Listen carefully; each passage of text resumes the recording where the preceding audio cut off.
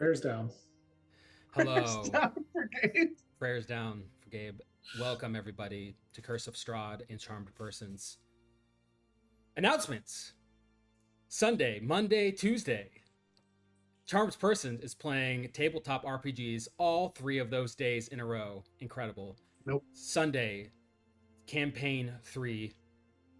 In Akios, join, have fun.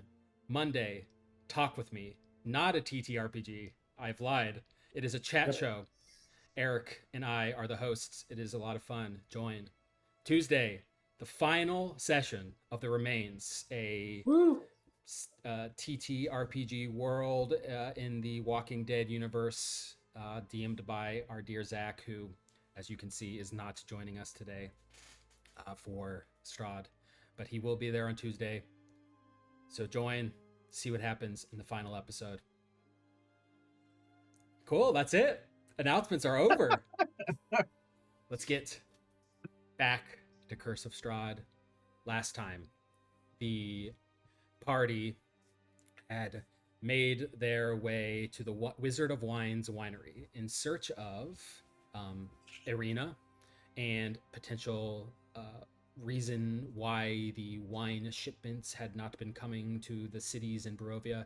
There you found the Martikov family, and they revealed to be a family of were-ravens, humans that can turn into ravens that kind of watch over the valley. You puts into perspective some encounters that you've had with ravens throughout the campaign, but in your uh, haste to figure out the cause of these wine shipments not to be fulfilled, you realize that the wine gem, a magical gem that the Martikov family had planted in their vineyard that is powerful enough to grow vineyards and wine and grapes out of inhospitable land. That gem was stolen by a couple of different groups. One was a hag, perhaps, that was had taken it to a nearby village of Beres, which was a former village in Barovia that has since been destroyed. And you also found that a bunch of forest folk and mountain folk, druids and the like, had come and taken the gem. You found out in order to instill life in some sort of ancient ritual that they were performing to resurrect a being that they call the Winter Splinter, which turns out to be a giant tree-like statue. While you were inside of the winery, you were reunited with your husband Teddy Escher, the vampire and son of the legendary monster hunter Rudolf van Richten, and you convinced him to tell the forest folk to leave the winery, and he joined your side in open defiance of Strahd, his vampire master. And you decided to flee to the nearby Yester Hill in search of Winter Splinter and the winery gem. While you were there, you found the Yester Hill, a giant, massive 400-foot hill that these forest folk had used as a burial ground and some sort of ancient ritual place. You flew to the top to find these forest folk chanting around the Winter Splinter statue in the process of resurrecting it with the help of the winery gym. And you also found Strahd himself on the back of his nightmare, watching over the ceremony, seemingly um, you know, interested in its outcome. Petra, you, with your keen insight and monster hunting background, realize that Winter Splinter, while it is a powerful or some sort of godlike figure within the culture of these forest folk, this is not actually a god. It is being revived by this winery gem. But there's something else going on. There is some other creature that is not related to Strahd and is not related to the forest folk that has inhabited this statue in some way. It is essentially hopping on and joining for the ride. For what purpose, you're not quite sure. In the battle that ensued, you fought these forest folk off. There, you caught the Winter Splinter tree on fire, burning it a lot, killing a lot of the forest folk, while Strahd stood by and made things complicated. And your paladin friend, Gabe, fell in battle. He was succumbed to his wounds and died right there on the ground between all of you. As Petra went over to perhaps revivify, Strahd himself took the Sun Sword, the powerful weapon that was foretold by the Taroka card reading from Madame Ava to be a powerful weapon in the battle against Strahd. That was taken, as well as Gabe's body. We start. You are all right in the aftermath of that happening. Winter Splinter has been revived. The forest folk left you. They're trailing Winter Splinter, leaving it behind. Strahd, with Gabe on the back of his nightmare, is headed towards the winery. Now, I think Petra mostly would know that Winter Splinter is this giant statue-like tree, and it is clearly going towards Kresk. Doesn't seem like it is going there in a friendly, passive terms, but you did a decent amount of damage. It is definitely bloodied. You used the mold bomb from Arena and a bunch of Sal fireballs, and it is injured, although being a massive statue tree, it is pretty formidable foe still, and it's even in its state. And Strahd, on the back of his nightmare, nowhere to be seen. You look across the top of Yester Hill, about 300 feet away is the giant tree that dominates this place. Clearly a very deep historical part of these druids' culture. It is disgusting, barren tree that bleeds real blood, and it is soaking the ground beneath you. In fact, the bodies of these druids, as they lay on the ground, are being reclaimed by the earth. Vines and different parts of the earth growing up and taking these bodies down below the surface. But we start with you three standing alone at the top of this hill. The druid's gone, Winter Splinter gone, Strahd gone. The were-raven that you know to be Adrian and two others standing there beside you, as well as Escher. What do you do?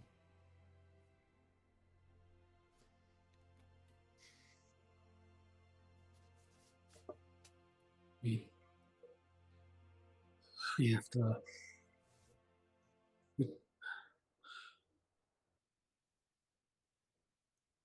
Seems as though we have a decision to make. We have to go after Gabe. Gabe. He took Gabe and he took the sword. Those are two things that are pretty vital to us. I'd say we go there. Can't let that tree destroy another city. Well, we came here for the gem, and if we don't get that gem, Gabe died for nothing. He had stopped Strahd without the sword, and whatever he's going to go do, it's going to be much worse. I mean, if we can't, go ahead. We don't know where Strahd's going. We know where this tree creature is going, and we can stop it. We can't stop Strahd. Not now. Not without. Exactly. Not without the sword or without Gabe. We need to regroup before we fight him again. I unfortunately agree. As hard as it is to walk away. Adrian steps up to you all, who is now in kind of his hybrid form. He's no longer looks like a human.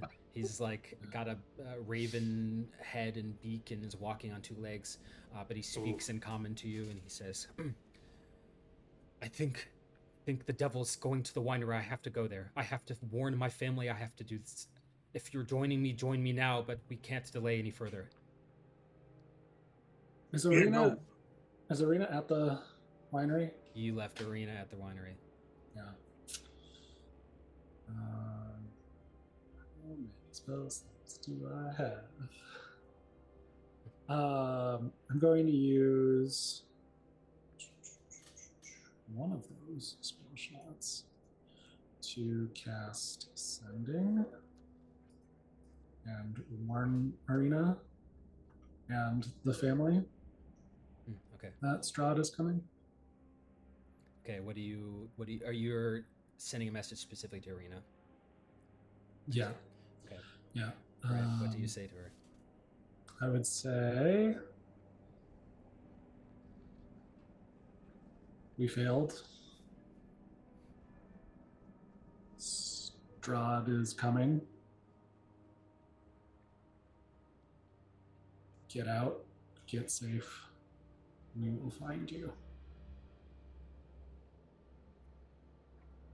Arena responds, and she says, "Oh, no. Are you all safe? I'll warn them. Please be safe. That's the most important part.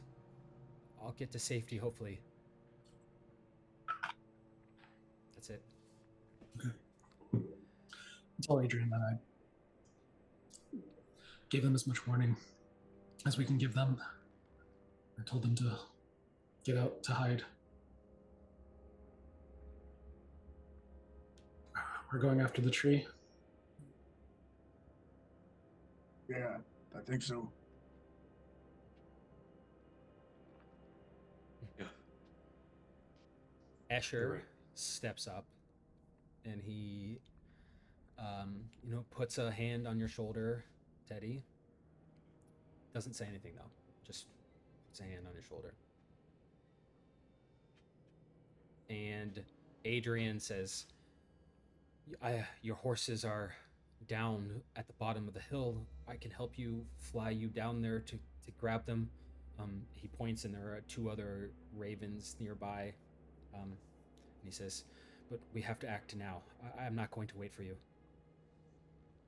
I mean, I think we can fly that. Why don't you just head to the winery and get as much of a head start as you can? He nods, and he and the other ravens fly away towards the winery, leaving you four alone. We should just go then. How far away is Crest?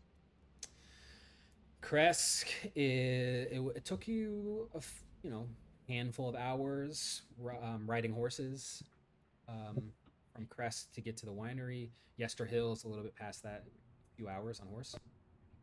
Okay. Yeah, I don't know if we're gonna make it there before winter does, but we can do our best. Two of us can fly. Well, Yeah. Escher can fly as well. I think I'm the only one that can't. Has it been 10 minutes since we started going up the hill? No, it has not. Then I still am flying. Yeah. Because I cast fly on this for 10 minutes. Yeah. All right. Can I do it? And if this will take too much time, Matt, you can let me know kind of what the consequences of this are. But like, investigate this tree that's up here. See if there's any like stuff to be gleaned before we leave this place. Make a insight check, just kind of passive insight check. Just this might help you decide. Yeah. That is a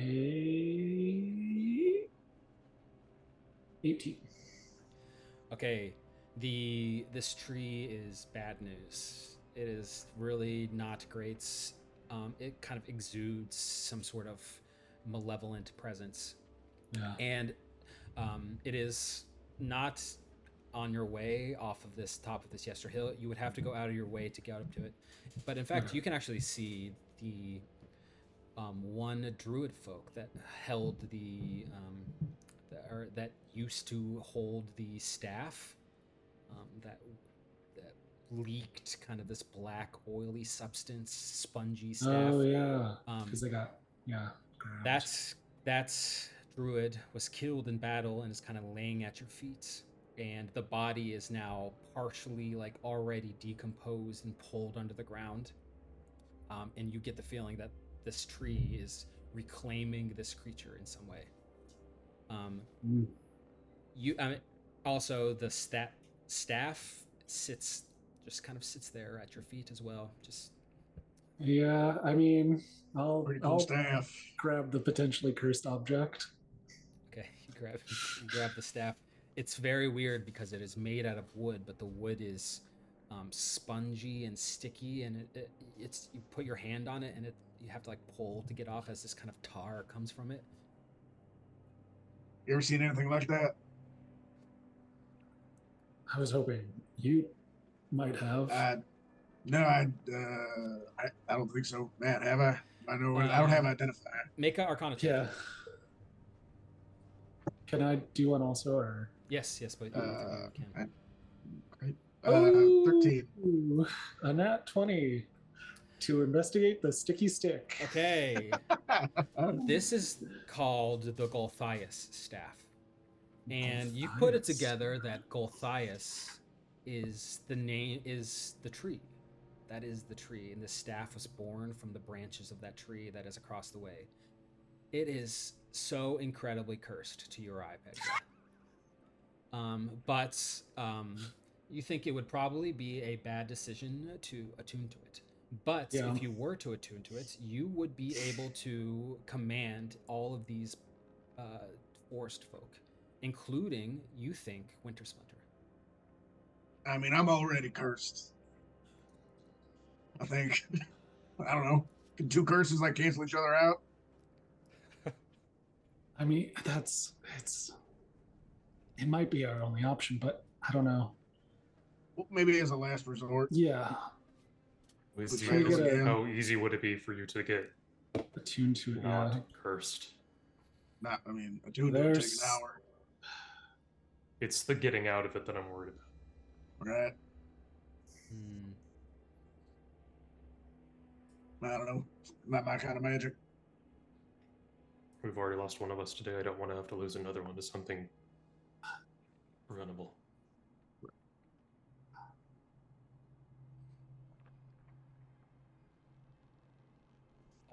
Escher speaks for the first time.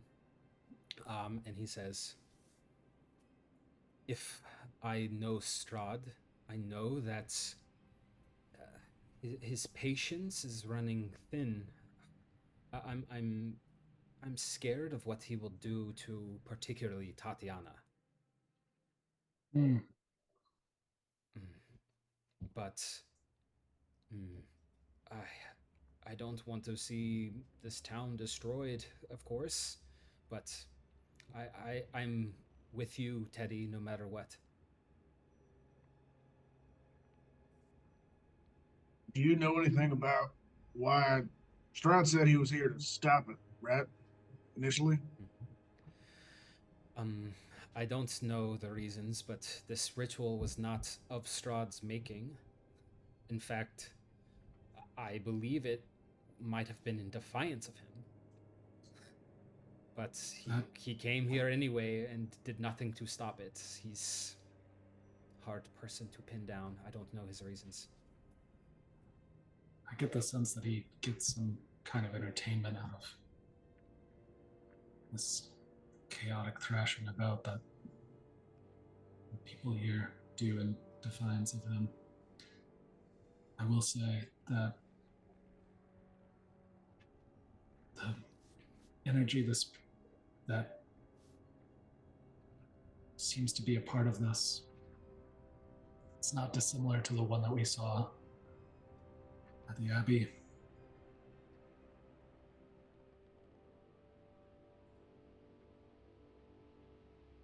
I don't know if it's exactly related, but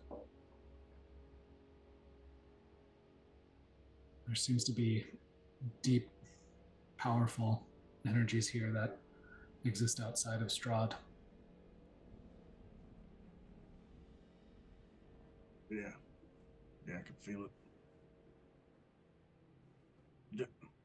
it might take time. And I don't even know if it's possible. But should we try to destroy the tree before we leave, or should we just make haste to Kresk? I don't know. Do we get the sense that the tree and Winter Splinter are connected, and that if like we took out the tree, that Winter Splinter might also be affected?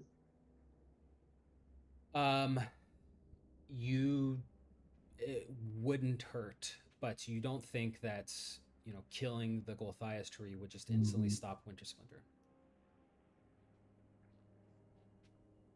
It's maybe something to be dealt with later. Yeah. Right now, I feel like we gotta, if we can, beat Winter Splinter to Kresk. I mean, he's already got quite the head start.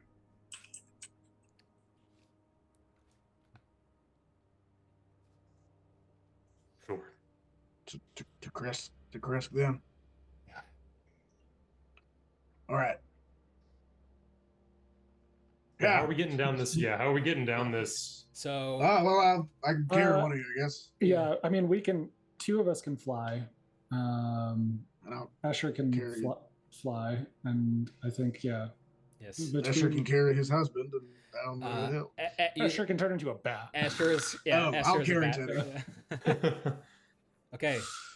Just make an athletics check, Sal. Right. My strength is an 8. That's why I know. That's why I'm asking you.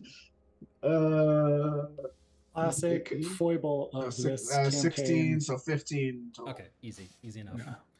You don't drop Teddy 400 feet down into the. Oh shit! I wouldn't have flown so high. I wouldn't have flown straight off. Yeah. Okay. Just straight up in the air. Okay, so I'll say with your combined flying abilities, you fly down to the bottom of the hill, and you find. Well, you came here on 2 horses, but one was the steed of Gabe. That's right. Is no longer here. So there's one horse. There's just one horse waiting for you. Oh. Huh.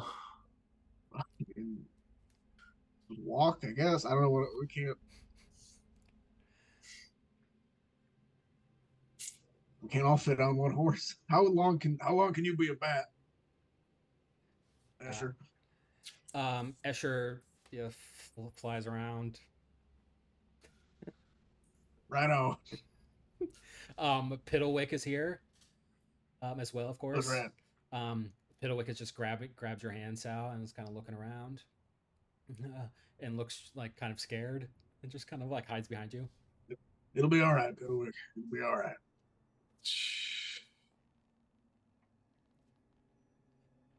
All right, so I mean, the listeners, do we see any other wild animals that we can maybe tame and ride? Wow, interesting question. Make a perception check. All right. I'll let you all make a perception check if you want. That's a natural 1. Cool.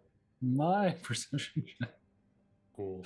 13. Is a 15. You can ride that boulder over there. Pioneers used to ride those babies for miles. Yeah. There's a lack of wildlife in this immediate area that you think is attributed to the giant tree monster that has just come through. You think most of the animals have fled. Yeah. I think our only options are on foot. Well, at least it's leaving a trail that we can follow pretty easily. Yeah. There is the staff. It's definitely going to beat us there by hours now. If we can control it and have it turn around. If we're doing that, might as well just send it to Strahd's. Yeah. Oh, that's a good point. I don't care. I mean, at this point, I would rather stick the tree on Strahd's castle and have it demolish it.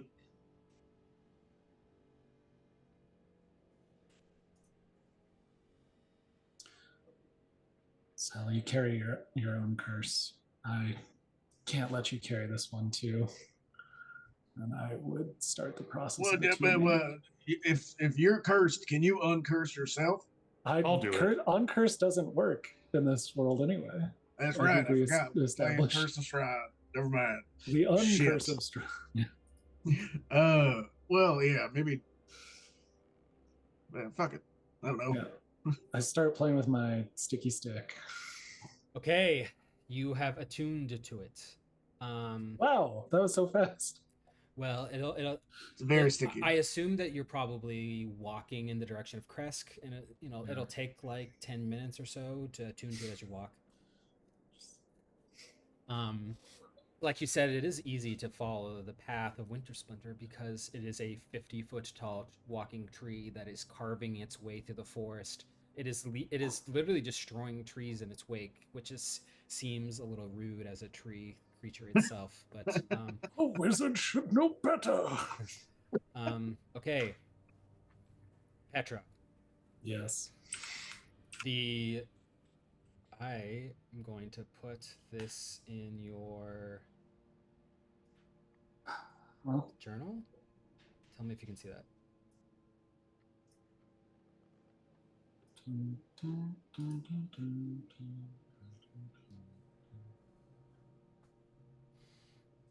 It should be in your compendium, hopefully.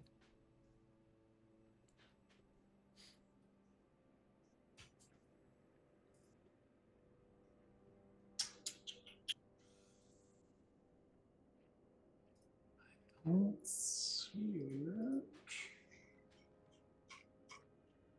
That doesn't mean it doesn't exist. It might be in the handouts folder.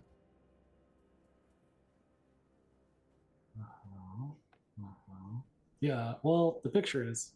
Yep, no, never mind. I see it. Yep. Okay, cool. So I'll let you read that, and you can decide. Do you want me to read it out loud?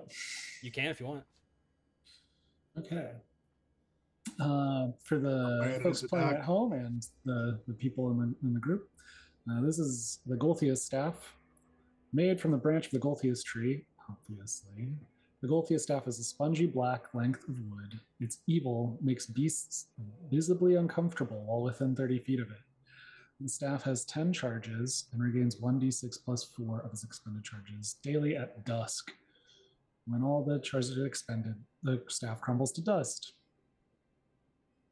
Wow, gross. Way to get rid of it. Someone holding the staff has the ability to command blights using one-word commands, as long as the blights can see and hear the user. While the user is holding the staff, blights and other evil plant creatures don't regard the user as hostile unless they harm the blights. I can also summon blights. It also has a vampiric strike and has the property of Blightbane. It's a legendary item or something? It's technically it is rare. What's the curse? We don't know what the curse is. All right. So Winter Splinter would have to hear you for us to. Yeah. Correct. Okay. What if you? Do you know, by any chance, prestidigitation? I do. Would I know? If prestidigitation is you're asking? Yes. Well, I mean, if you can magnify your voice with that, then it could potentially hear I you. have thaumaturgy. That'd be better. Would that be? I was like, that. I don't. That might be the one that I was thinking of, actually. We also do have one horse. I could. Yeah, that's true. Sprint the horse up there and try. I don't think we send it to Strahd. I think we send it to us and destroy it. I think there's a reason why Strahd was here, and I think it has to do with that gem, and I don't think we should allow Strahd to get his hands on it.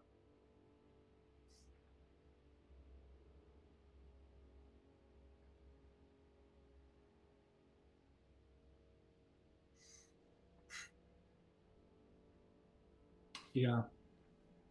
And I don't know that this thing will be, as powerful as it is, be able to stand up to Strahd at his castle.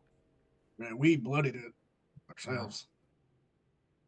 As you're walking and talking, you all notice kind of joining you on your trip, just pouring from some of the nearby trees are tiny blights, creatures made out of twigs. Incredible. And you see half a dozen of them, 7, 8, 9, 10, just kind of pouring, just following, and they're kind of like chittering with their weird wooden faces and their kind of bright yellow eyes in the back of their heads, and just following, just watching all around. I think they're following us. Well, they're following you. They're following you.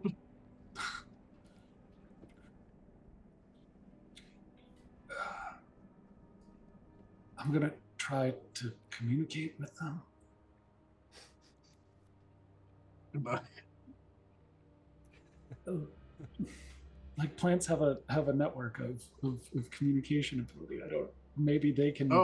They can okay. relay the message to Winter Splinter that its master has spoken. Yeah. Maybe they can tell the next blight who can tell the next blight. Right. Yeah. Yeah. And No, they that's tell smart. their friends, It's and a then game of telephone. By the time it gets to Yeah. Winter Splinter, it'll be such a different message. How do you try to communicate? I go up to the twig blights and holding the staff, I look to them and I say, creatures, can you relay a message to Winter Splinter? Tell it one simple thing. Return. Make a persuasion check.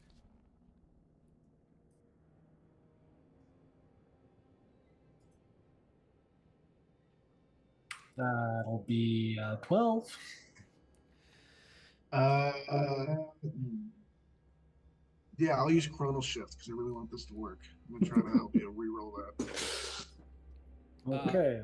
As Sal uses Chronal Shift, there's a little bit of a flash and a sparkle, and just for a brief second, you see the old wizened face of the wizard, just kind of translucent. And he looks to all of you and he says, I'm trapped! Help me! Grab my hand! Grab my hand! He reaches out to you, Petra, and disappears. We all saw that? Yeah. His hand is like I'm not able to grab. He's not. He was here for a second, if that. That was odd. What did you do? Was that because of your time magic? No, it's kind of happened before. I know he's trapped. I don't know what to do about it. Nobody else. I'm surprised you guys saw that. Nobody else has seen it before. Must mean well, I'm gonna try and talk to this twig blight again. Yes. Yeah. Roll a persuasion check again. I'm gonna stare at my hand. It's a 19 this time. Okay. Yeah, there you go. These blights begin to chitter and chatter, and they jump from the trees, and now there's 20 of them. And they start to crawl onto Petra, grabbing onto your leg and jumping onto your back. And suddenly it's hard to see Petra, just covered in almost like vines and needles and twigs. And then there's a second, and there's kind of this loud, piercing noise that emanates from the Golthiah staff. And all these blights turn their head and look. And then they all jump off of Petra, and they all meld and form into the earth below you, disappeared.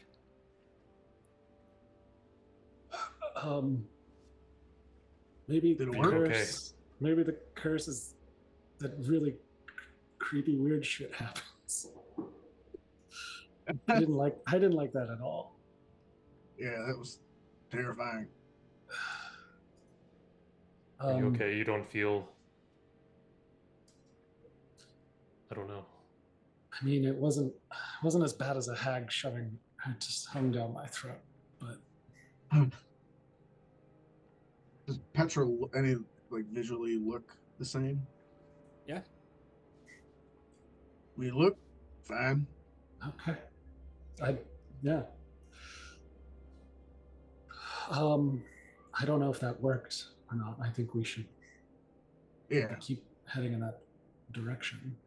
Keep on the path, so if it returns, I think it, take the same path back.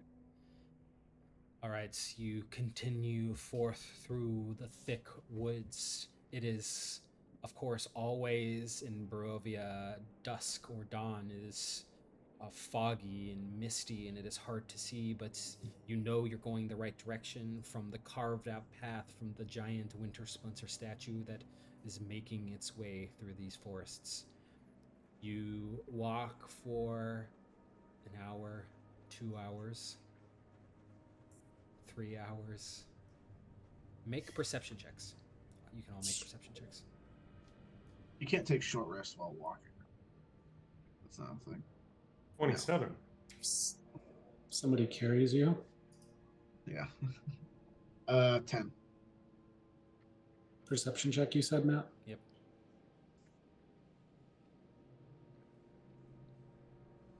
14. Okay. Teddy, you got like a 24, right? 27. 27. You see before anyone through the thicket of the trees. You realize you're approaching the outskirts of Kresk, and you see that Winter Splinter has stopped right at the precipice of the city.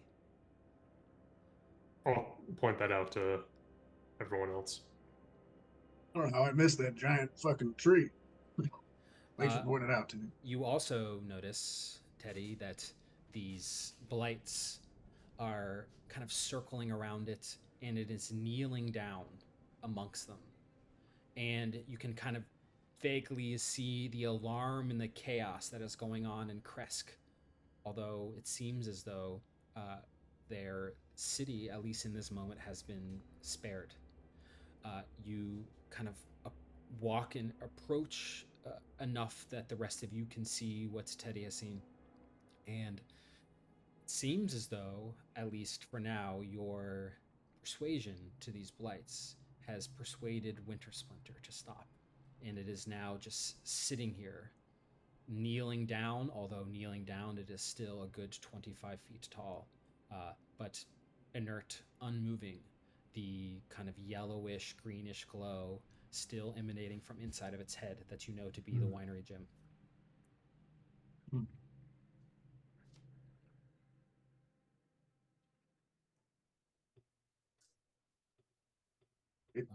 Based on what you said, I think if we were to attack, it would no longer consider you friendly.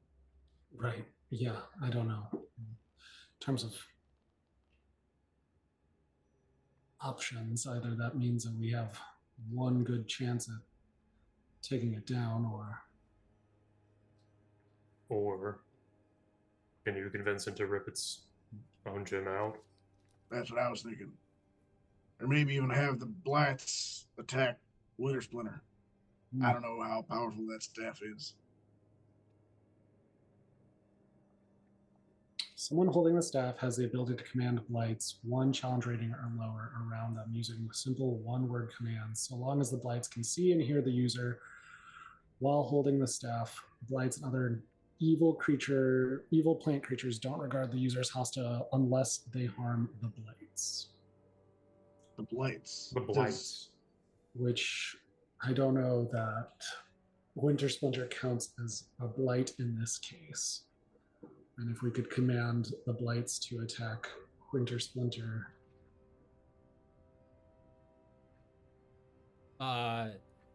Petra, as the person attuned to the staff, you know that Winter Splinter is most assuredly a tree blight.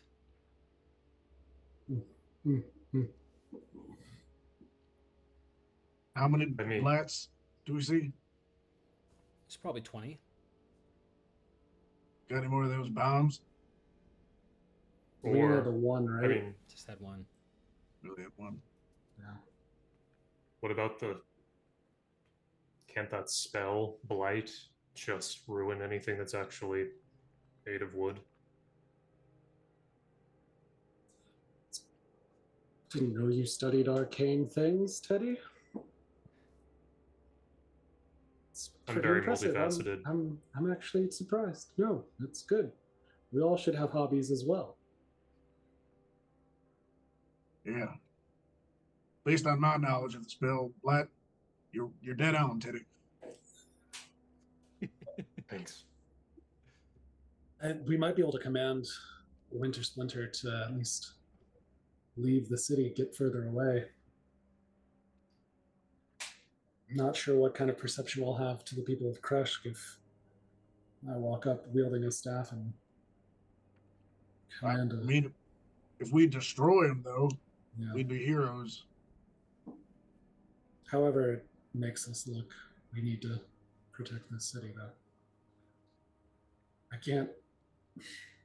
I know that Gabe's gone, and I want so badly for vengeance, but it means so much to me to leave a city and have it not be actively being destroyed.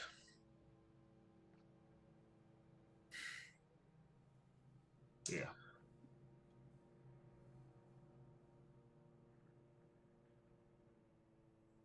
Well, I mean, you're the Black Queen.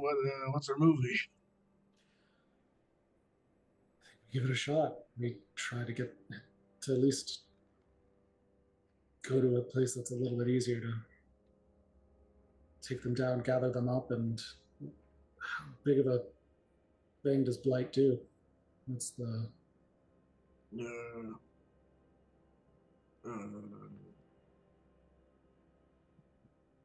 over a creature, okay. but it's 8d8 necrotic damage.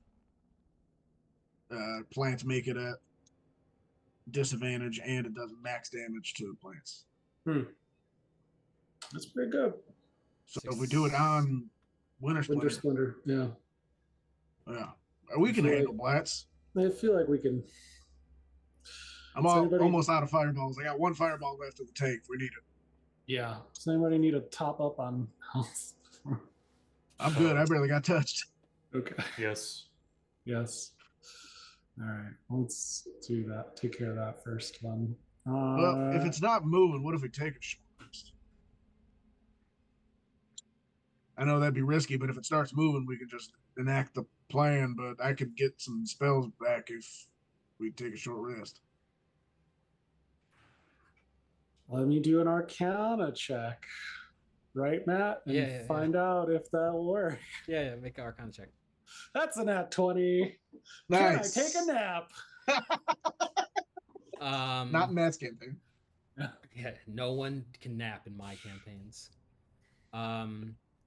You think the Winter Splinter is obviously higher than a CR1, which is your ability, but you were smart to command the Blights to speak to it instead.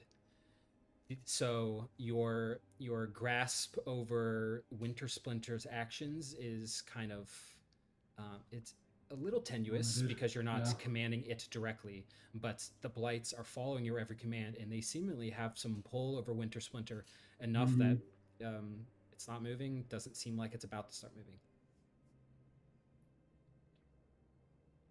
I mean, I think we try it, and I'll be honest, I don't necessarily need a short rest. I could keep an eye on it while the two of you heal back and get some spell slots back. Yeah, Blight is 30 feet, just letting you know. Yeah. But I could, if it looks like it's getting away, I could like move you closer to it if we'll figure that out when we cross that Blight when we get to it. Okay, well, I'll stay here and keep an eye on things, and you two take a short rest. Okay. You two begin to take a short rest. About an hour's worth. Rest my old bones.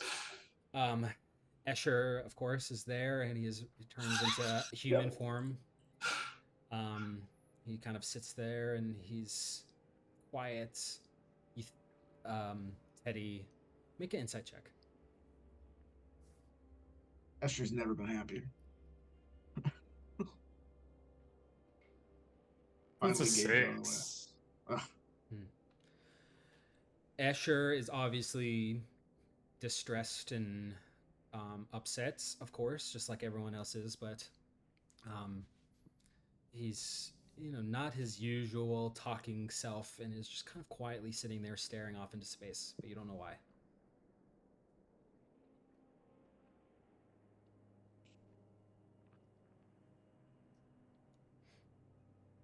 You see Piddlewick start to walk towards Winter Splinter with a dart primed and ready.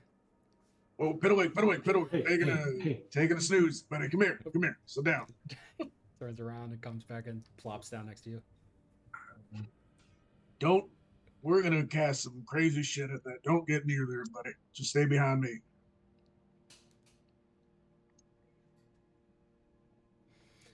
Okay, while you're taking a short rest, Petra, just make a perception check. 17. The tree Winter Splinter does not move, although it does stand at one point, maybe half an hour into the short rest. And the 20 or so blights that were surrounding it begin to crawl up its legs and up its arms and up its back like ants on a log, and they're just kind of scurrying up it. And it's hard to make them out against the natural wood of the statue itself. It's a very eerie sight to see just moving shapes on the back and on the front of this giant statue tree. But it does not move closer. You can see there is activity on the walls of Kresk. 4 or 5 different guards are just watching, waiting, clearly preparing for a potential eventual attack, but not leaving the confines of Kresk. And with that, after an hour, you have a short rest. You can roll hit dice if you want. Do whatever you regain on a short rest. Question about arcane recovery. Since we leveled up, am I getting arcane recovery from a level 7 wizard or a level 8 wizard? Level 7. Go fuck yourself. I get a 3rd level and then a 1st level. No, I can't get that. Just a 3rd level. And 1 fireball back. Are we good? Yeah. I am ready to roll. Okay. You rejuvenated after your rest. You stand. You see you're now probably 60 feet away from where Winter Splinter stands in the midst of the edge of this forest. What do you do? Well, you think if I hit it with a fireball, it would move towards us, or we want to hit it with blight first? Let's hit it with blight first. I think Blight's probably the safe move. I have the ability to give somebody an advantage on initiative. I'm going to give that to Sal. Cool. Thank you.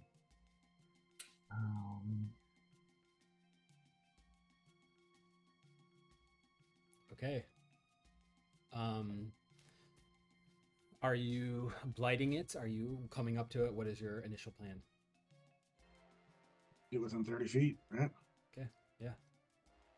I walk out with Sal, kind of holding the staff of Golthius above my head.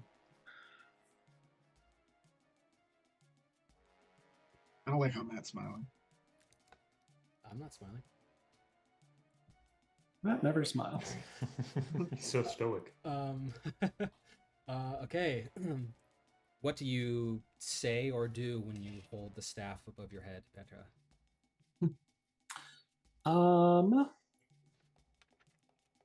I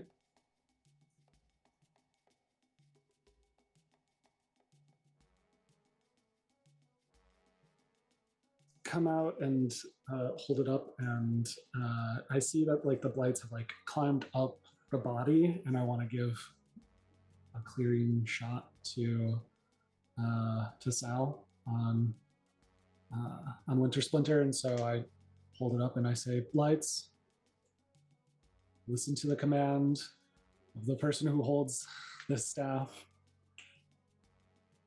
Flee." Okay. The blights immediately begin to scurry and scatter, following off the sides and the arms of this giant tree, and Winter Splinter stands there unmoving stoically. In fact, turns away from Kresk and is now just looking at Petra. Just kind of like weird quizzical look, the green light glowing from its face. Do it.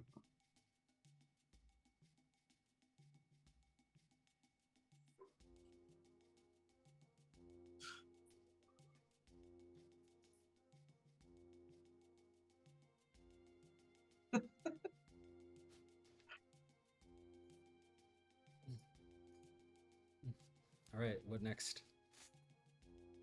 Petra? Weren't you gonna cast Blight?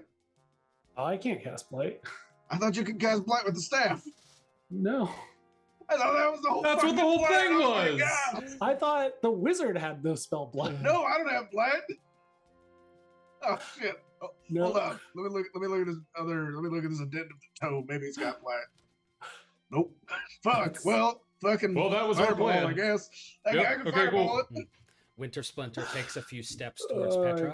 Incredible. Yeah. I thought you were bringing the blight. What? You can't. What is the charges on the thing do? The You charges- can't. Yeah. So the charges, I can summon blights. Essentially. But you can't That's all you cast can the do, is it? spell blight. I can also, it's got the Vampiric Strike. When I hit stuff with it, I can expend charge to. All right. Well, Yeah. fucking fireball. Yeah, fucking fireball this thing. I will 4th level fireball. Ooh. Okay. Mr. Winter Splinter. Are you trying to get the blights with it as well? Because it's such a tall creature, you could fireball its head and you wouldn't impact anything else. But if you Well, the gem is in its head, right? yes. So I would not be fireballing its head.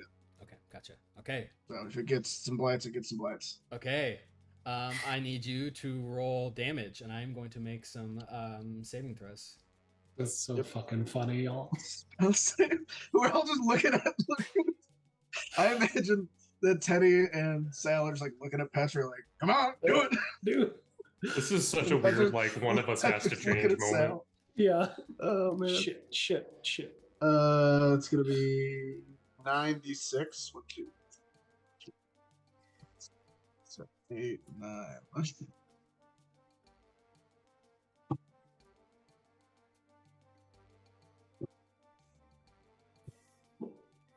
6, 12, 18, 23, 28, 31, 32, 33, 36 points of fire damage. Okay, your fireball erupts and explodes on the forest floor. I'm not going to roll dexterity throws for these blights because they're instantly incinerated and destroyed. Woo! Winter Splinter fails its dexterity saving throw. It is a giant tree. It has terrible dexterity and takes the full amount. And I need you all to roll initiative. I have advantage, Yes. right? It's okay. Yes. Oh, I rolled 3 and an 8. I rolled a nat 1. Oh my god. Oh no. Whew. So roll a 13. Yeah.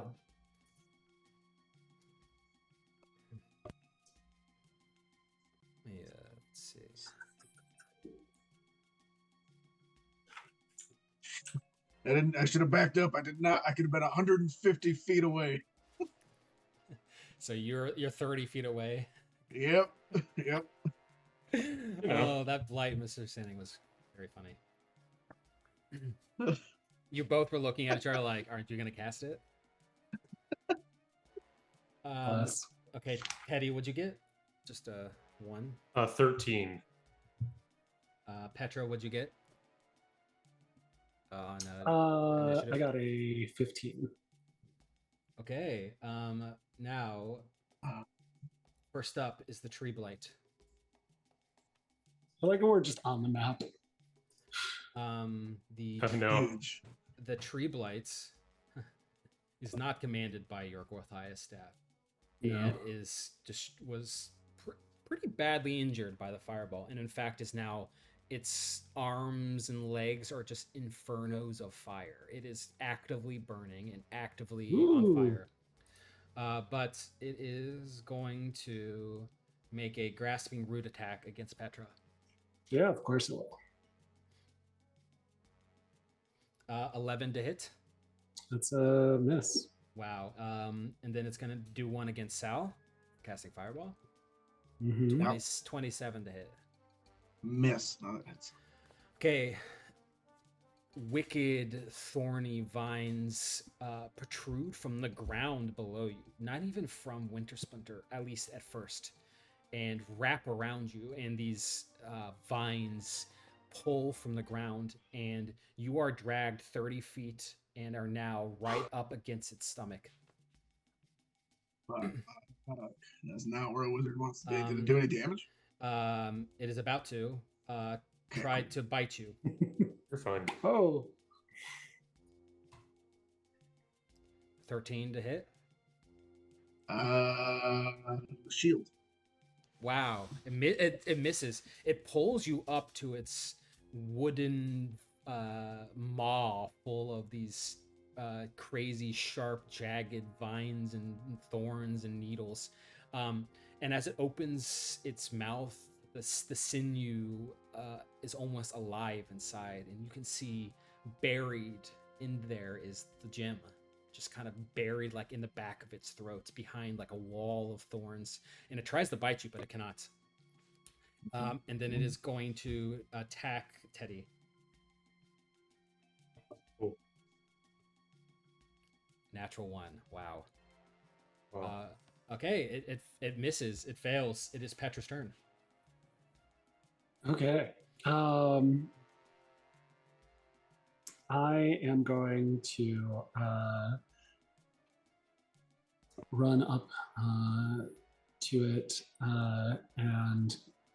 but first I'm going to cast Moonbeam at 2nd level and try and like target it. So like in my head, it's like it goes to bite Sal, and I guess its mouth opens, like the moonbeam comes into like like down its throat. Essentially, it has to make a Constitution saving throw and beat a 15. This is no problem. 24. Yeah, I knew that was going to probably be the case. For half damage, it's still taking 8 points. Okay. At this point, Wintersplinter, still on fire, burning, begins to kind of crumble. The tree part of it is dead, destroyed. In fact, you can see all of the vines that are kind of holding on to Sal and wrapping around that try to attack you, Teddy, begin to kind of wither. But Wintersplinter is not dead. But it definitely took some damage from Moonbeam. Do you move anywhere, Petra? I move up closer to it to be within like weapon, like melee range, and kind of keeping an eye on Sal in case he gets dropped. To maybe use a bonus or reaction to try and catch him. Yeah. Okay. Sal, it is your turn. I'm restrained, I'm guessing? Yes, you're grappled. Okay. Grappled. Most of my stuff is ranged, but I will cast wish I had Burning Hands prepared, but I'll Ooh. cast. That'd have been Can I cool. do it with this book? Burning Hands? No. I will just cast Magic Missile, because I can't miss. 1d4, 3 darts. So it does. I'm trying to, if I can, just for flavor, I'm trying to like cut the stuff around the gem that's like holding the gem. Gotcha. Expecting that to do anything. That's a 3. 3, a 2, and a 1. But it's plus my spell modifier? No, plus 1. So that's a 4. 5, 3, and 2. So 12 points of force damage. Okay, the magic missile, point blank shot into the mouth of Winter Splinter, breaks and destroys some of the wooden cage that surrounds the winery gym inside the mouth of this creature. Now, you think it's possible that you could reach in and grab it using an action. It would be difficult now, but your magic missile certainly made the check a little bit easier. Okay, cool. Good to know. Your movement is nothing because you are restrained, and you're just flailing like 40 feet in the air. Teddy, it is your turn. Okay. So Sally's 40 feet up in the air. That's. I'm full HP right now. I'm doing all right. Oh, okay. Yeah, I guess I will just take aim with my short bow. All right. Actually, no. That's a lie. I'm gonna run up to it. If I need to use my bonus action to dash, I will, but I will attack with my rapier because at least that is silvered. Cool. That is a 15 to hit. 15 misses. Yeah, cool. Okay. That's really all I can do. So I'll just stay flanking so that Petra can get advantage. Gotcha. On her next turn. Winter Splinter's turn. Sal. It's gonna try to bite you again. Yep. 17 to hit. Shield again. That'll get me. No, that'll give me 2 17. So never mind. I won't do it. Okay, you take 20 piercing damage as it crunches down on you. My back! And I need you to make a insight check. Is it biting me because it likes me? Yeah, it's flirting. What's my insight? So it'll be 13. You think Winter Splinter is dead, but the gym is like still in its basically like operating the corpse of this tree blight in some way. And you can see coming from its mouth is kind of this thick black smoke. I'll yell out, "The gem is driving this ship!" I need Petra to make a Constitution saving throw. Oh, all right. It's measly 10. Okay. How fun is this? Very fun. It is. I think it's. Wait, hold on. It's. Yes.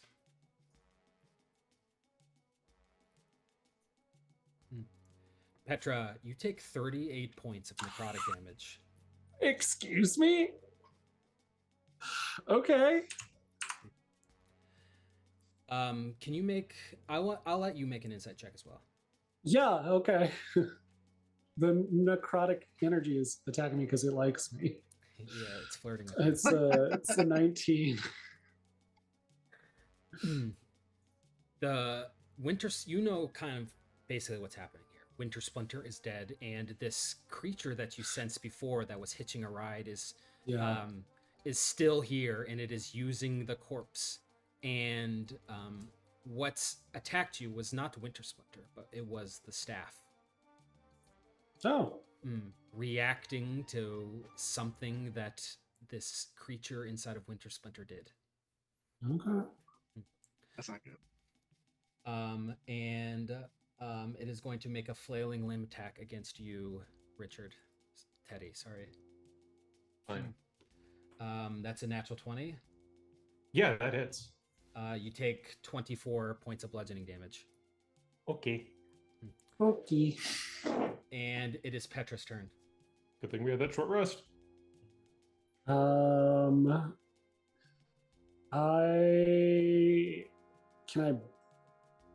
Misty Step gives me 30 feet. Could I get up to the gem with that? So you're on the ground. I guess I would still have movement also, as long as I have my action. The gem is up in the head, which is like right 40 feet up, and you're probably 30 feet away from the creature itself. I think. So it would take quite a bit of movement to get to the actual gem.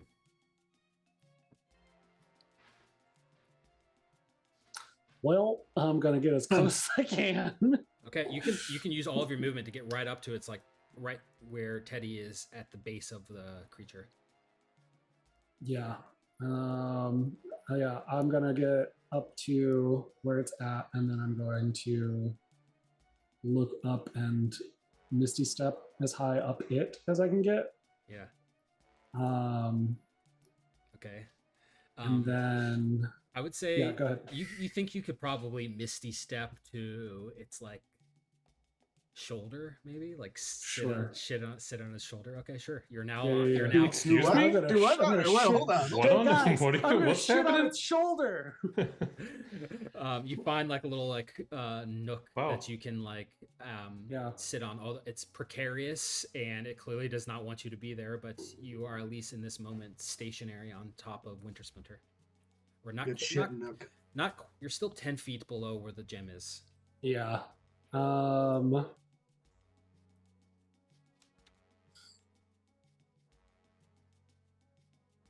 Yeah, not a whole lot I can do action-wise.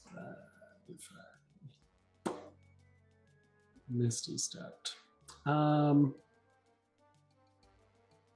Because if the vibe is Winter Splinter's dead, and it's just the gem, there's not much.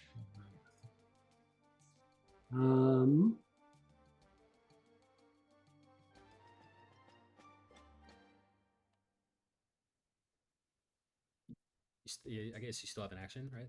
Yeah, that's what I'm looking at in terms of options. I'm going to use the action to do use my last channel divinity and do the Twilight Sanctuary to give the temp HP effect again.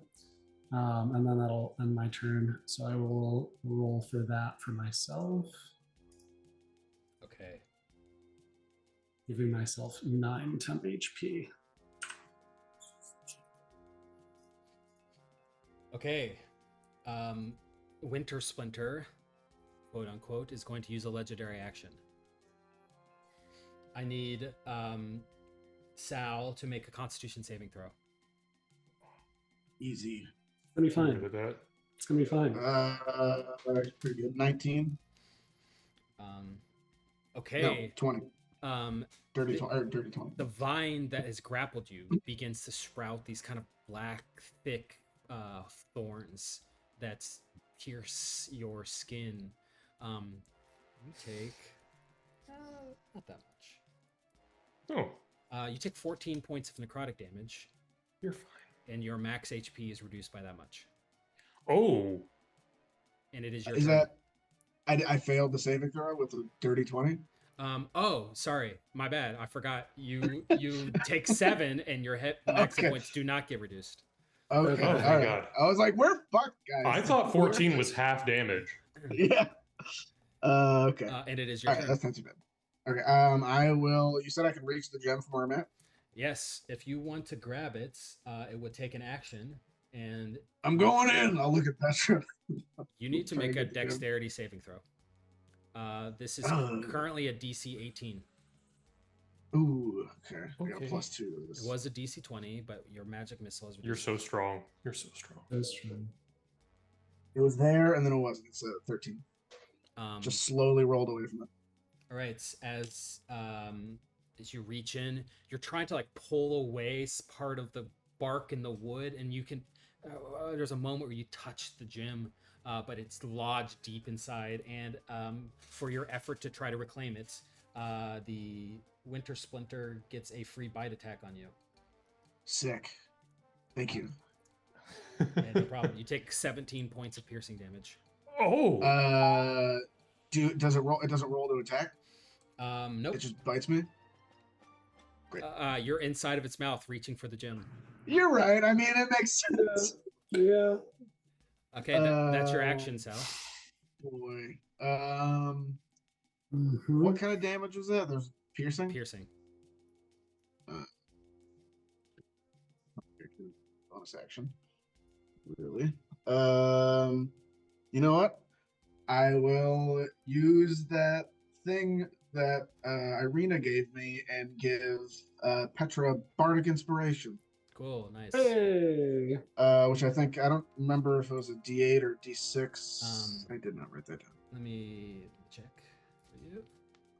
Let's see if it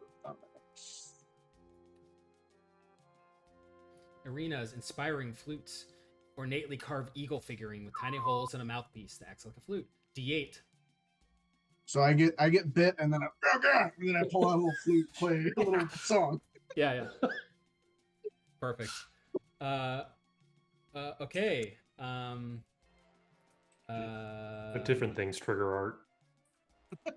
Teddy, it is your turn. Okay. It's stuck in my head. Yeah, right. Okay, I'm going to also use one of Arena's items. I'm going to use my bonus action to coat the tip of one of my arrows with Arena's Corrupting Bane. And I'm going to make an attack with my short bow. Cool. That is a 17. Hits. Oh. So that is going to be, hell yeah, 10 plus... So it's 10 piercing damage. Okay. Plus... Not great. 7 poison damage. Okay, and then it also needs to make a Constitution saving throw, I believe. Yeah, it says DC 15. Okay. Well, okay. Yeah, it succeeds, unfortunately, on the saving That's throw. fine. Okay. It's true. The creature that is like animating Winter Splinter is using the body, but the tree is dying and falling. So it is whether you're attacking this secondary creature or not, you don't know. But at least Winter Splinter itself is falling apart. You're still at the bottom, Teddy. Do you movement? You want to do anything else? There's no way I could use my movement to try to like climb up. Absolutely Could I? good.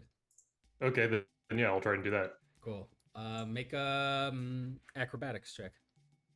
Cool. 16. Easy. What's your movement speed? 30 feet? 30. Okay, you can climb 30 feet up. You're basically Like a right where normal Petra person. is. You're essentially just right next to Petra up on the shoulder. Hi. My legs are just coming out of his mouth. Okay, it is Winter Splinter's turn. Oh, if I'm ending there, would I also get the temp HP from Petra's Twilight thingy? Yes. Oh, do I get that? How far? Oh, yeah. What's the range? 30 feet? Yes, you would get that too. Okay, cool. Sal would get it too. So I'll just It's a D6. take that back from the damage. Because I would have taken the 2 HP first. Okay, on its turn, it's going to bite you, Sal, at advantage. This is a actual roll. Oh, natural 20. Oh, I'm gonna need that temp HP. Yeah, I'm gonna need that's that temp HP. 13. You It's take- 13 points of temp HP. You take 29 piercing. oh goodness. I'm out. Oh Okay. goodness. Sal, That brought me back to 25, so I'm still out. Oh man, Sal is unconscious inside of the mouth of Winter Splinter. we can't have 2 people die in the span of like a few hours. I can't wait to send Zach a video when I die. Yeah. This is what happens when you miss. Teddy also gets 13 points of temp HP. Thank you. Petra, I need you to make a Constitution saving throw. Oh no! Go for me. Stop going for Petra. Not really. Matt's making great choices. I'm not meaning to criticize. Ooh, Matt. that's a Matt's doing very good 22. job. Okay, you take no damage. Oh. Thank God. And it is your turn. Yeah, I get up there. I don't have any bonus action heal spells ready, so I am going to use not have this happen 2 times in a row to me. I have a healing potion on me. No, but I do have healing spells. So to be clear, I'm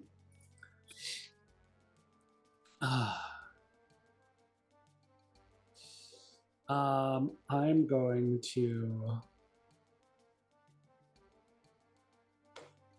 cast Aura of Vitality, actually, which is an investment in the long run. So that, as an action, I cast a healing energy that radiates from me in a 30-foot radius. Until the spell ends, the aura moves with me, it's centered on me, and I can use a bonus action to cause one creature, including me, to gain 2d6. Oh, cool. So Nice. I will do that and give Sal 7 points of HP back. Nice. You got so many auras around you of healing. It's great. Yeah. That's my bonus and my my action, unfortunately, though. So I like. Hey, that was a good one. That was great. Yeah, I'll stay up. So Any movement? I'll move. Yeah, I'll move like up closer to the head if I can. Okay. The final 10 feet of climbing from where you are is a little bit more treacherous than the first 30 feet. You think you could? You just have to make a acrobatics check or athletics check. Sure. Yeah. I'm gonna do an athletics because it's slightly higher, and that is an 8. You begin to climb, but fall back. Make a dexterity saving throw to try to not fall off of this creature. Oh no. We need your auras. It's true. That is a 9. Oh my God. Petra, you begin to climb past Teddy, but one spot that was crumbled away from the burn and the falling apart of the body of Winter Splinter gives way under your foot, and you fall 30 feet down to the forest floor. And you take... Lights, catch me. You take 12 points of bludgeoning as you hit the floor. You are now 30 feet away from Teddy, 40 feet away from Sal. It is... fuck for the temp HP. And you're prone.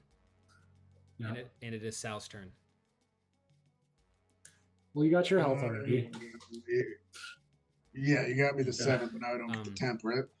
That's correct. You can Unless you jump down here. You can attempt... I think if we get this gem, it's over. Yeah. If you use your action... I'll try to take that gem. I can do it. Okay. Roll a dexterity saving throw. DC 18. Is it? Yeah. All right. Did the DC go down a little bit whenever I hit it with my stuff? No. You would have... Okay. It is specifically the attacks on the area around the gym. And of course, Sal, you know the consequences of failing this. Mm-hmm. Can I use that bardic inspiration thing on myself? Sure. I don't know if it works, like, because normally bardic inspiration is on somebody else. Then I will 100% use it on myself. I'll play it. All right, Sal, you got this. Doodly doo doo doo, and then I'm gonna. You're just playing a full concert inside of the mouth of Winter Splinter. It's like you hear muffled flute noises coming from this. Okay, yeah, you give. Your... That's a 12. So that's a 14. Okay, you need a 4. I need a 4 higher, 50-50 shot. Come on, baby. And that's a 5. Oh! Sal, you reach into the gullet of this creature, and you're frantically, as you're bleeding out, pulling away pieces of wood and bark and twigs and thorns. There's a point where it tries to bite you, but you kind of wiggle out of the way. There's a second where you grab onto the gem and you pull, but it does not come out quite yet. And you pull your hand back, you take a deep breath, you pull out your flute, you bolster your spirits in this moment, and you try again, and you pull the gem, which is a little bit this bowling ball sized, this green orb. You pull it from inside. The Winter Splinter body deanimates. Oh yeah, thank God. And Fall 30 falls. feet. Yeah, I need I'm still in his mouth. I need Teddy, Sal to make dexterity saving throws, and Can also, I also crawl Petra. into its mouth to like shield myself? That's awesome. Yeah, sure. Does that help me at all? Yeah. You still need to make dexterity saving throw? I got a 17. Easy, no problem. I also got a 17. Okay, Petra, you need to make one too. You're prone beneath it, so I'm gonna say disadvantage. Yeah, that just makes sense, is the thing.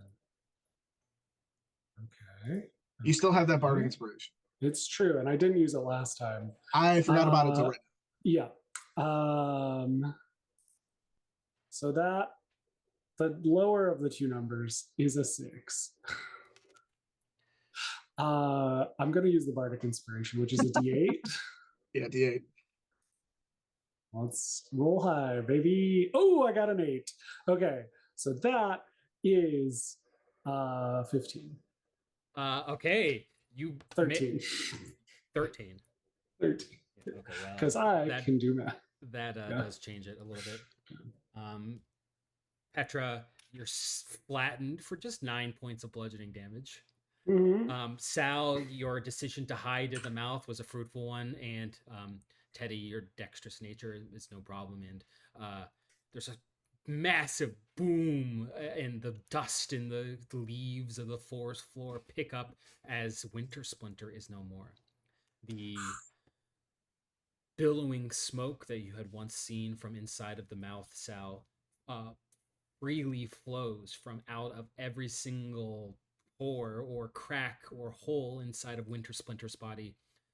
Petra, of course, can see this as well. All of these bits of smoke, they look like they're sentient, look like they're searching for a way out, searching for each other, searching for some sort of freedom, but they all just kind of dissipate and scatter in the air. And there's silence.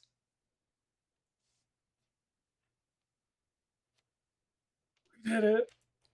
I start moving stuff off to like try and free Petra from that there's like Sal's gone, can't be seen, and then just comes out holding the gem, looking very much like the Big Lebowski holding a bowling ball, just like coming right out of its mouth. Like I got it. Oh, pulls a giant splinter out of his neck. Ow.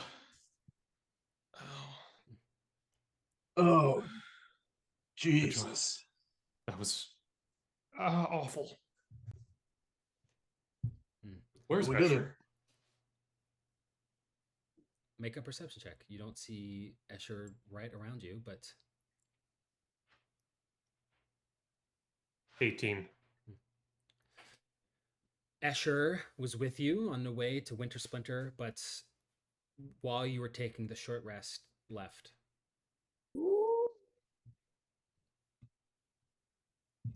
Okay.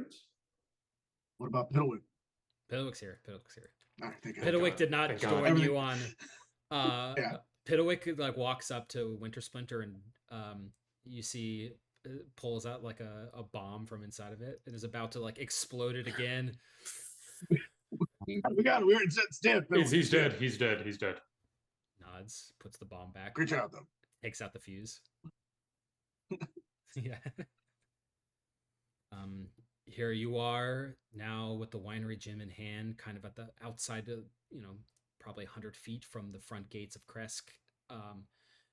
You get the feeling that the people of Kresk probably saw this happen, although you're slightly obscured because you're still within the confines of the forest, but They for sure saw, at least the guards on the walls saw this battle take place, but they are not in any hurry to leave their walls to join you or speak to you, and at least in this moment. So go to Kresk for the night. I'm pretty tapped. Yeah. I think we all are.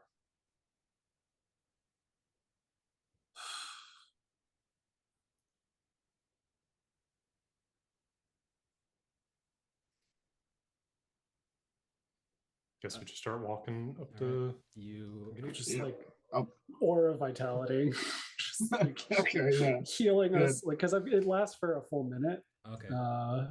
So So that's at least 10 turns? 9 more turns of 2d6s. Yeah.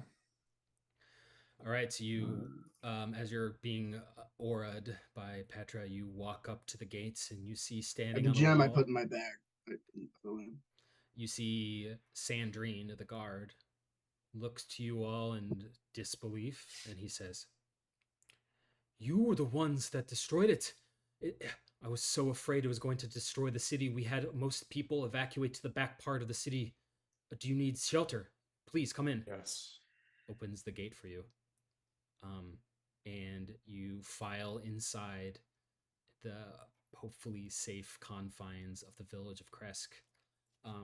Not a lot of people here. It definitely seems like people have been evacuated. What do? You stayed at the burgomaster's place last time, although you do I not was see gonna him in the moment. say, yeah. Last time we were here, they were getting waylaid by agents of Strahd. And me. Last time was yesterday, right? Yeah. Last night. Yeah, we were here yesterday. Ah, damn! What 2 steps is forward, 1 time? step back. I mean, Yeah, because this morning started with us. This morning started with us waking up in the burgomaster's house. Yep. Yeah. No, not even waking up. We didn't go to sleep. We were. No, we did because No, we did because that was our 'cause, first long rest. Gabe and Teddy slept in the kitchen floor together. Yeah, That was this morning. that was this morning. I thought that We was. had one night together, and it was last night. Oh my god. Oh, because I guess we killed. Because we killed Oh. all the Strahd people. That was yesterday. So, yeah, I released the devils. devils yesterday. God Yeah. damn. Yeah, your tail is new. Yeah. Wait, hold on. In the span of a day, we thought the Sal summoned the demons. We thought Sal was dead. Sal returns to us alive. In the We for real afternoon, lose yeah. Gabe. And Yeah. Yep. Oh all in man. 24 hours in Barovia. Oh man. Should we go find an inn, bed down Yes. for the Yeah. night? Yeah, I wonder if that court date still happened. Oh yeah, that was this morning, right? Yeah. Yeah. I'm sure we'll hear some news about it. Keep our ear to the ground. It's got to be fucking late. We traveled to the winery, to the fucking hill, and back to Kresk. We got our steps in today for sure. Yeah. Yeah. We closed our circles on our fit steps. Yeah. One death. You see Dimitri, the burgomaster, step out of his house. Eyes wide, he looks to you and he says, my friends, please, you look tired and beat. Please, you can come to my house, of course. What? Very tired. Thank you. What happened of your wife? He looks down, struggling to find the words, and then looks up and says, my wife, Anna, and my son, Ilya, were excommunicated from Kresk. Okay. Okay. There are worse things. Yeah. Perhaps, but being outside of the walls of in Barovia, I don't know. Maybe I should leave too. But I don't know. It's decision not for now. Yeah. Your friend is staying with me as well. Arabelle. Who? You see Oh. Arabelle run That's right. out of the house. Oh, my friends! It's so good to see you! Yay! Yeah, She gives it's you been a couple hours. gives you a big hug, Teddy, and she says, "All right, I have so many things to show you. I made a new friend because Gabe told me to go to the Abbey, and I made a friend there, and he's pretty nice. Where is he?" We should probably get inside. Yeah, You been a long day, Arabelle. you head inside. As we walk, I would do one more send-in to Arena. We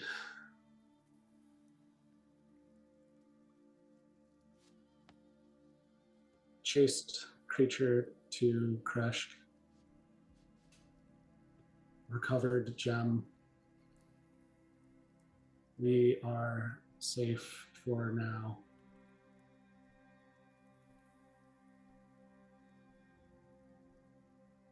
Please tell me you are too. Arena responds. She says, "I'm so glad you're safe. The winery is safe as well.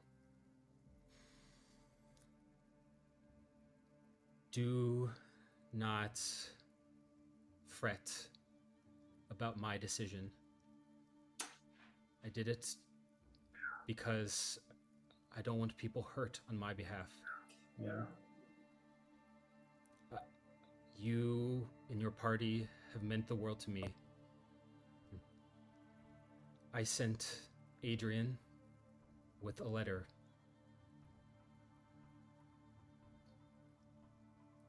That's it."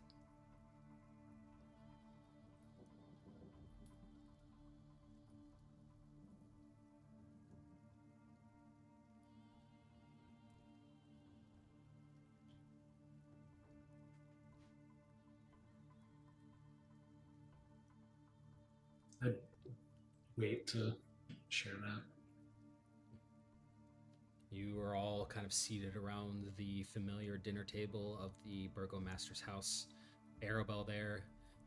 Arabelle is excitedly talking about her friend that she made, who she keeps talking about how it has two heads, but it's kind of weird, but she thinks it's cool. She's you're all kind of sitting there maybe in like, you know, sad silence or not a lot, and Arabelle is just talking and talking and talking, kind of unknowing of the situation really.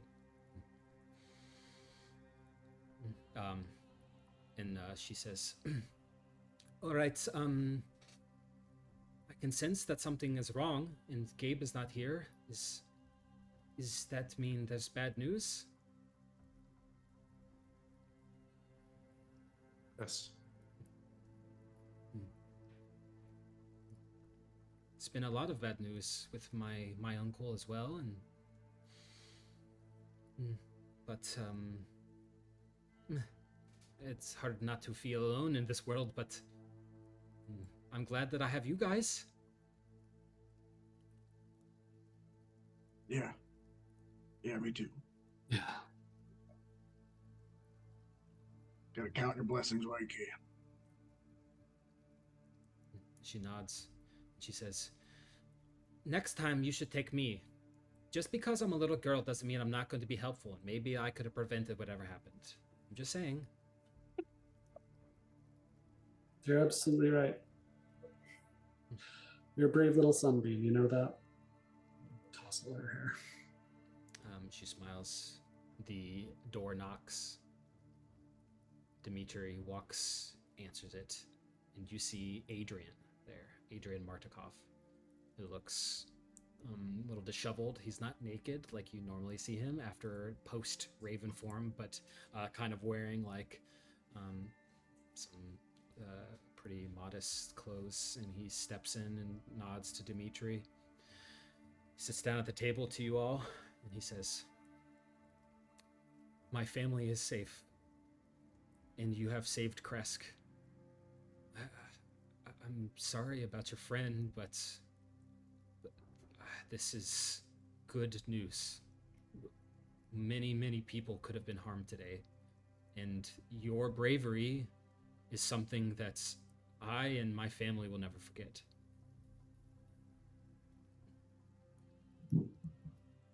And he kind of slides notes over to you. And he says, "Your friend Irina, I was not there to see, but my father Davian told me she confronted the devil and they left together. Sorry. But she gave me this to give to you." She hands you the letter.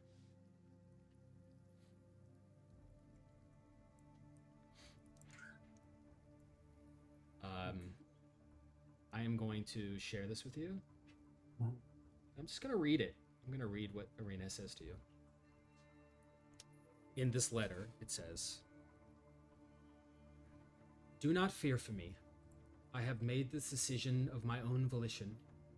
I no longer want the weight of the evil in this world to fall upon good people, because I choose to run. I hope you understand why I'm doing this, and that you don't put yourself in danger just to save me. Let my fate be a catalyst for your own triumphs. I'm so deeply sad about Gabe. He was flawed, but aren't we all? It's his beautiful soul and his bolstering spirit that I choose to remember most. His faith in the Morning Lord was strained, but I know, deep in my heart, that the Morning Lord's belief in him never wavered. He is with the Morning Lord now, redeemed finally through the hope that he spread to the world. To Teddy, Sal, and Petra, thank you. Because of your courage, tenacity, and love, I've seen myself grow to become a woman I never thought possible.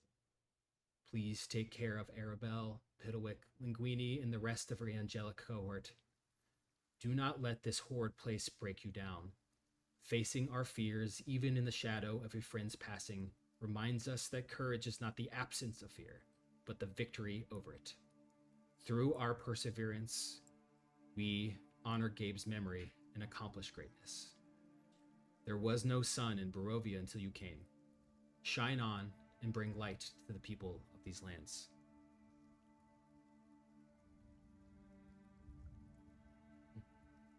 I get up from the table and I just need a second.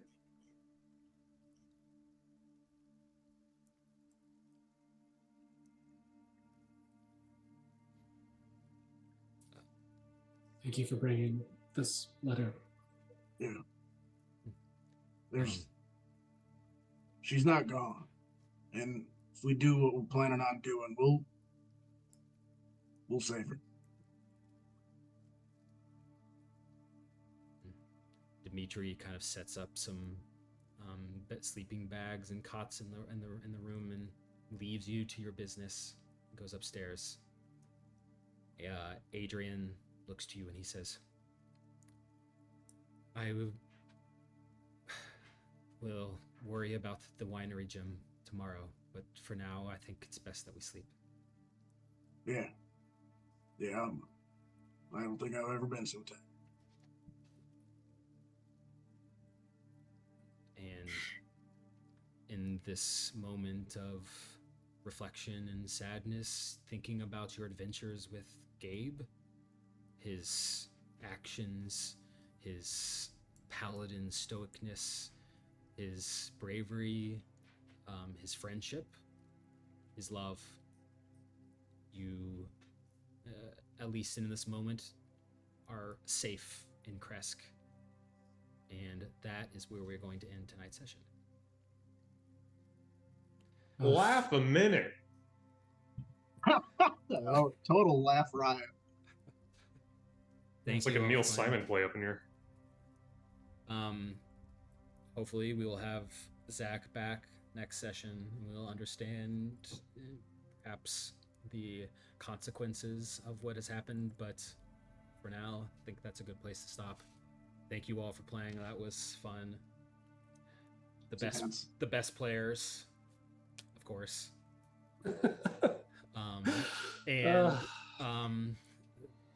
do some decompressing, perhaps off stream. And as always, prayers up. Prayers up. Where's What's up? up?